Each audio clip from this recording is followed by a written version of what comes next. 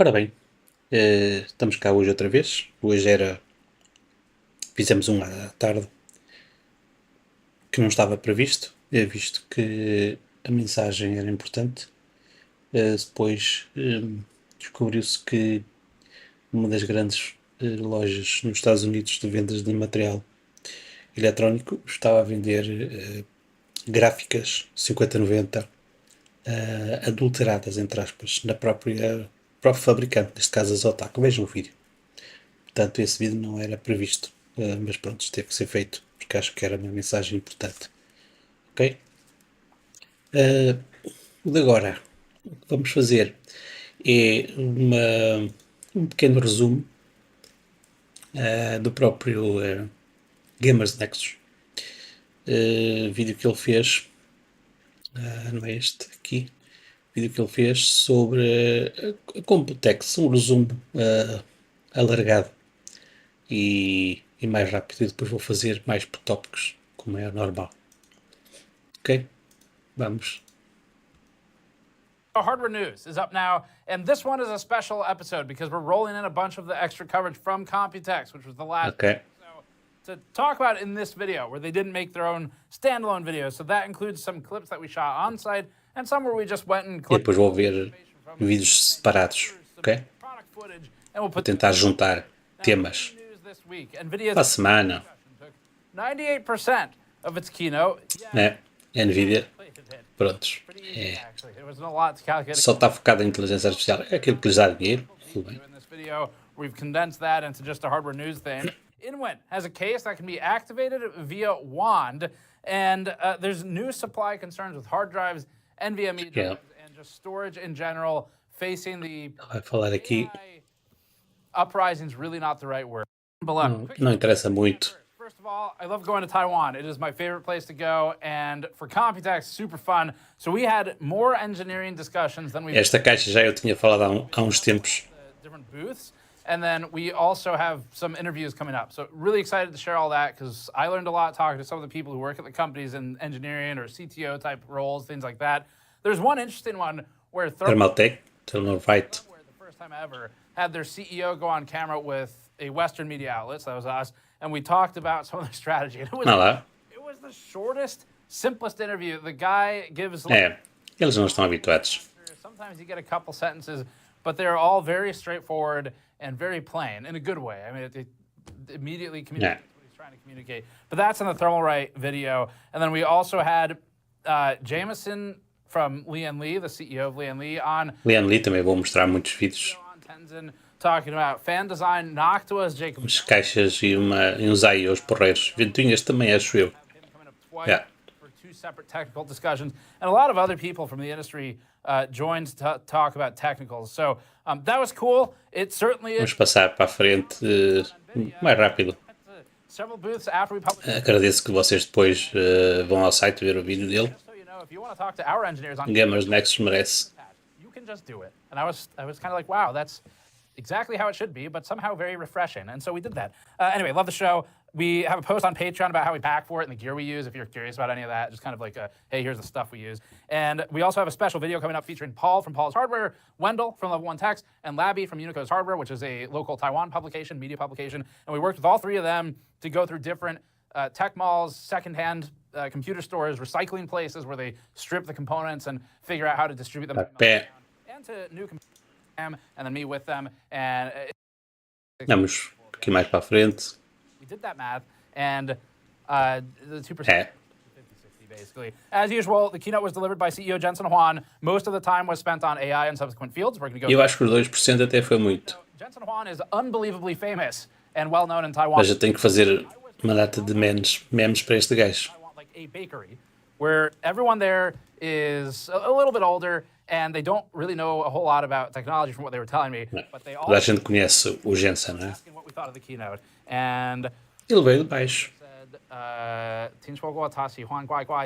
Which is like I've heard that. Não esqueça que o Gamer Nexus consegue falar algum alemão e chinês. Here's what Jensen said. And then, of course, I promise I'll talk about AI. And Juan, of course, also provided a few clips that we can't promise not to revisit. Who doesn't want that? I want that.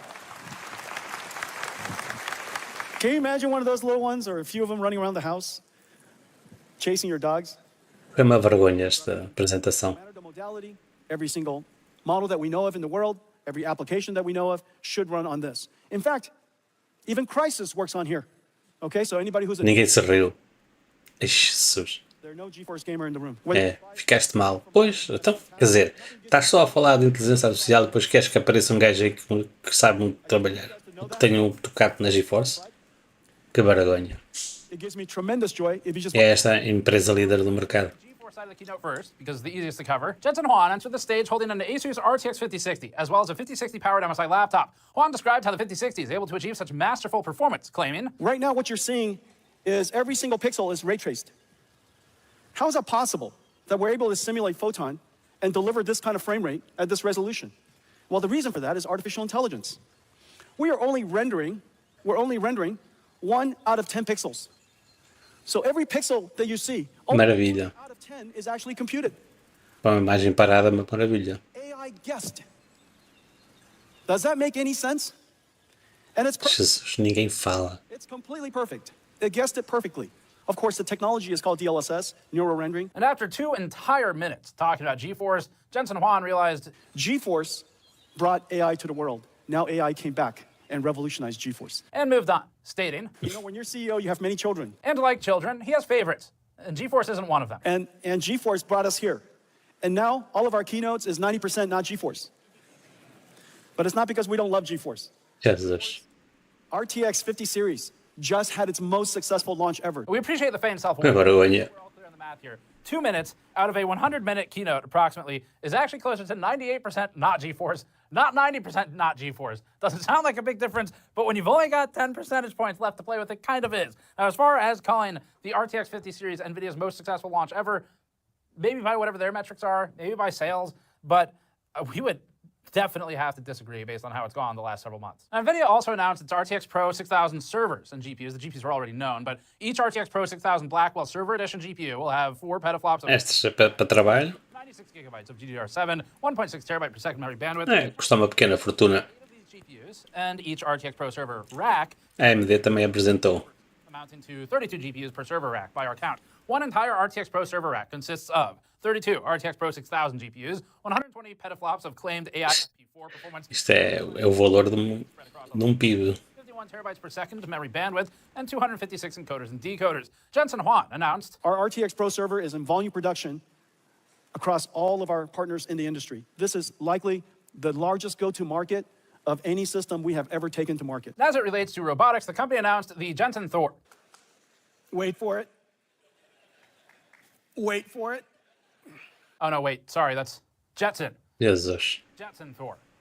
This is a robotics processor that just started production. Next, Jensen shared that Groot N1.5 is now open source, and finally announced Groot Dreams, which is a way to use AI, they say, to amplify the amount of data that was collected during human demonstration to train an AI model. Jensen Huang quickly moved on to discussing numerous AI-related endeavors. We'll run through a bullet list of what we felt were the most relevant announcements. NVIDIA redefined its company, again, calling itself, quote, an AI infrastructure company, unquote, that builds so-called AI factories. Jensen announced the GB300 Grace Blackwell superchip, an upgrade to the previous GB200 that uses the same architecture. He then explained how the GB300 NVL72 is assembled using 72 Blackwell GPUs. Huang announced the DGX Spark and DGX Station, two so-called personal AI computers. These are currently in production with partner models coming as well. Huang showcased the RTX Pro server and server. É, eles têm que fazer outra empresa. And to wrap things up, NVIDIA announced what it calls Constellation, which is NVIDIA's newest office, and it's built in Shulin, Taiwan. In a news report by Digitimes, the next story, Seagate is cautioning against storage demand and needs for É, se eu passar à frente, lacking in firm details on consumer cases at COMPUTEX. It had a lot of them. It just wasn't ready yet to talk about price, release dates. It's still kind of in the early phases of them. esta caixa, muito, muito para a frente. Finalized, but we still have some Que ele vai apresentar aqui. And one of them is a case that is driven by a wand. So we'll jump over to that. So InWind's latest creation is the Chronomancy, which is this case. This is, I guess you think of it as the signature series in the past, but this one is actually for the anniversary. It's the É, 40th. fantástica. So first of all, down here, gigantic Atenção, é só para demonstração. stepper motor, as far as we understand it. So you can see we're hooked up here to power. And on the other side, there's a cog that'll turn in step with the gears to open and close it. And they built this specific wand that uses IR and then basically gesture input. to do opening, music, things like that, and we don't have a price. There's supposed to be something like maybe 40, 50 pieces that they're going to make. If you've seen InWin stuff in the past, in this Mas vão fazer produção. all showpieces like flourishes of design and creativity. We've shown them. Esta, por exemplo, já tinha visto. Mostly, it's just kind of cool. This still has a computer in it, so they've got this tower here where fan, SSD, and then we've got a block down here, and then the system itself is up top with a vertical GPU, and it looks like we've got standard ATX board up top, PCIe slots, and the very top of the case, a rear fan to pull air up and out, which is really the only way it can go through. There's a speaker Conceito engraçado, não? footage, so we don't open it again. And the paneling is stainless steel for this front plate, acrylic with laser engraving, and then a large aluminum base with 5 pillars to it, which A volta de 45, 50 caixas destas que irão fazer. One interesting thing with this is the process for manufacturing the acrylic plate here, where first it's a flat sheet, they laser engrave it, and then they bend it into the shape. And just like the other Signature Series cases we've seen in the past, or the non-anniversary ones, the manufacturing process for this, I think, is part of the showcase because this seems very difficult to make. So anyway, that's the Chronomancy. Excellent name, if nothing else. And we'll check out some of the more normal stuff. All right, so first one I want to show is Esta também, it's like a double-decker. tipo servidor. Power supply in the back, it can support emergency failover. The top deck is the motherboard. Muitas dessas coisas não foram faladas. In the rear, there's 2 120s in the front, at least possible, and then 120 in the bottom rear down here. There's also this handle. This is not a rack mount chassis, but it would be kind of like, I guess like a home, you can make a super nice NAS with this or something. And then this, so you got 2 hot swap, 2.5 inch in the front with a backplane for state of A malta que trabalha muito and then the 5 1/4 tem que ficar com backups, é importante.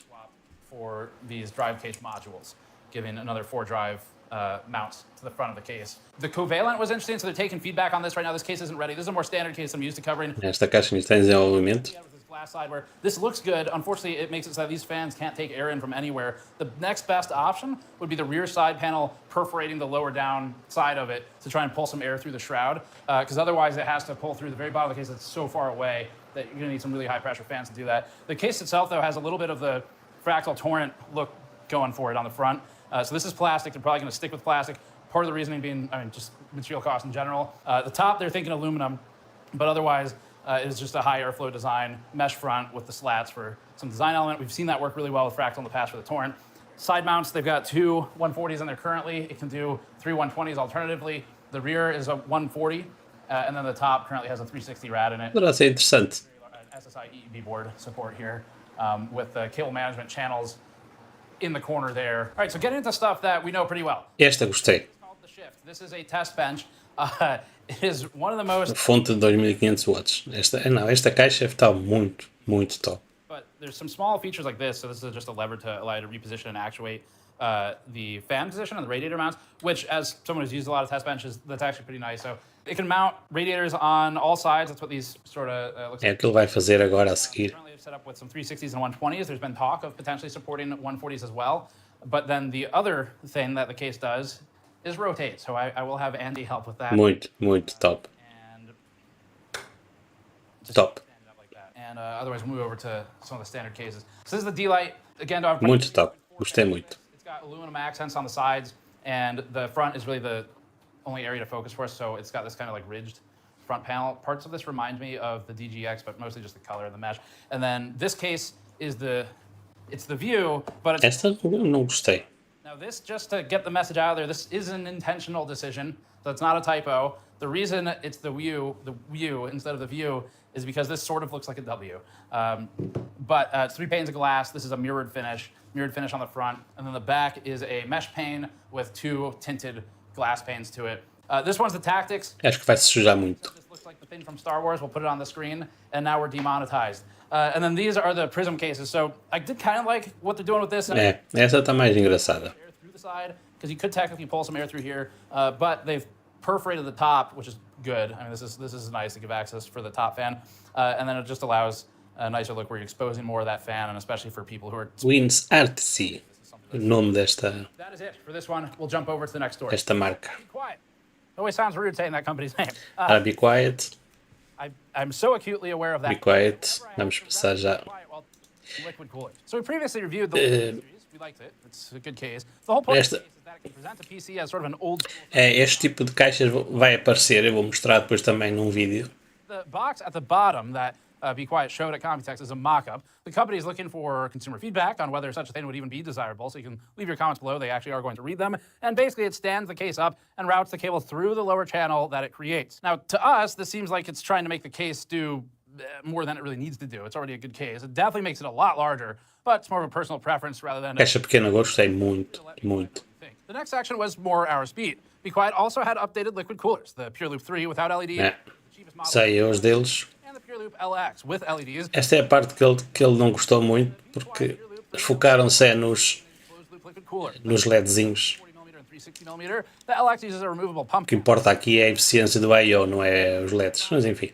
Masking to illuminate different covers. Be Quiet said that the goal was to make something cheaper than a display. The company told us that it may release files and templates in the future to allow users to create their own mask and cut it. We're not sure how big a market is for a screen like this. I guess you could let us know, but we bet most of our audience is performance focused first, and unfortunately we didn't get performance details here.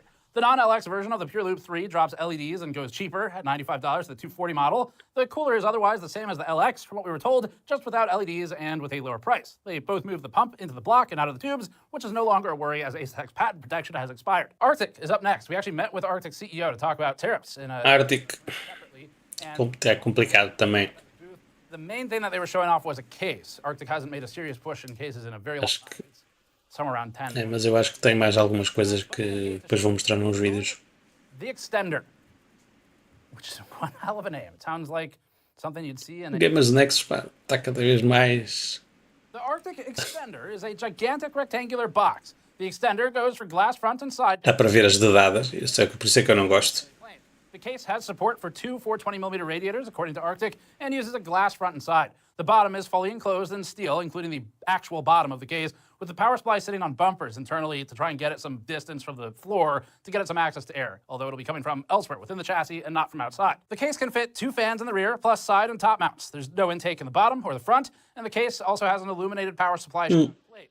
We'll reserve further judgment and opinion on this for if we review it. Up next is MSI. This one was a field report that we filmed, so we'll drop it in here. This is a MSI tem muita coisa. Gostei de muitas das caixas. Esta caixa... No, absolutely not. Seria porreiro. Seria. This actually comes out completely, and it brings with it the back of the case. Where Esse pormenor é muito, muito importante. Done in here. So this is basically the chassis of the case, and then it can be used as a test bench separately. It has the 4 feet to go with it. So they're kind of playing around with that. The whole thing can rotate with a couple screws 90 degrees, and it can go the whole circle. So you can end up with 4 different orientations of this, and there should be clearance on all sides for the GPU, which is why they're center mounting it. Then on each side of this, there's 2 360 mounts where they currently have screens. They call these Vision 12 lights for some reason, or Vision Light 12s or something. I don't know. It doesn't really matter. The names are fluid. But you can fit 360s there. Só não gostei das ventoinhas parecerem que estão descentradas. Não estão descentradas, não é? Mas... E pelos bichos não aparecem incluídas. E custa $600. Probably before tariffs, we're not 100% sure. The feet and top of the case, this is aluminum. So that's an expensive piece. And then up on top of the aluminum, on the top of the case, you'll see a gold-colored sort of grill that's punched. A caixa esteticamente é muito top. Mas... even though it's got these huge fans on the bottom, I mean, they'll brute force some amount of cooling into it, but it is still, there's only intake is at the very bottom, which is pretty distant from these fans, and the whole side, it's all this decorative paneling. So it's purely a showpiece case. For the boards, this board itself is not new, but what is these, the of protruding legs here. So acho muito bem. In paste. Quantas vezes me piquei nos contactos ali.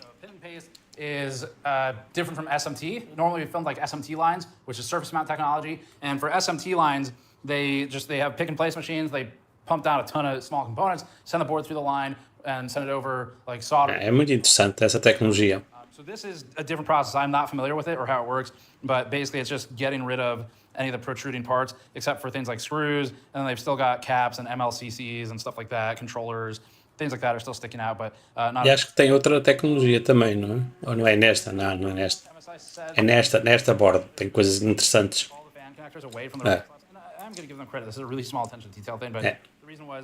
Aquilo que aconteceu ao Gamers Nexus também já me aconteceu a mim, que é picar-nos nos conectores.